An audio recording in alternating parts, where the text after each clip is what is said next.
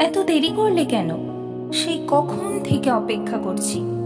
কি করবো বলুন ম্যাডাম, টিউশনি শেষ করে বাইরে তখন ঝুম বৃষ্টি। আমার জন্য তার গেটের বাইরে মার্সিডিজ দাঁড়িয়ে থাকে না, যে ড্রাইভারের কন্ডিশ নিতে নিতে হুট করে ঢুকে পড়বো। তাই ঝুম বৃষ্টি মাথায় নিয়ে কাদা জল ভেঙেই গরিবের গাড়ি মানে দুপায়ের উপর ভরসা করেই আসতে হয় আপনার আমন্ত্রণ রক্ষা করতে। তবে আজ রিক্সায় করে এসেছি, নইলে একেবারে কাক ভেজা হয়ে যেতাম। রিক্সা খুঁজে পেতেই দেরি হলো। ইস, বেশ ভিজে গেছো দেখছি। কাছে এসো তো, রুমাল দিয়ে মুছে দিই। ওহো, আমি তো ভেবেছিলাম তোমার শাড়ির আঁচল দিয়ে মুছিয়ে দেবে। ঠিক আছে, রুমালই সই। না মিস্টার, ওটা ভবিষ্যতের জন্য জমা থাকুক। যখন তোমার বউ হব তখন ইচ্ছেটা পূরণ হবে।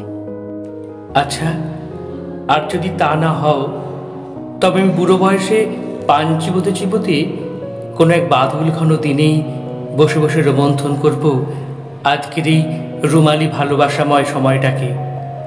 নাতিপুতিকে তখন প্রথম প্রেমিকা আর এই রুমালটার গল্প শোনাবো। প্লিজ এভাবে বলো না। কেন আমি তোমাকে পাবো না? তুমি কি আমাকে চাও না? আমাকে ভালোবাসো না? উত্তরটা আসলে একটু কঠিন। তোমাকে চাই, আবার চাই না। ভালোবাসি, আবার বাসি না। হেয়ালি রাখো, আমি স্পষ্ট জানতে চাই।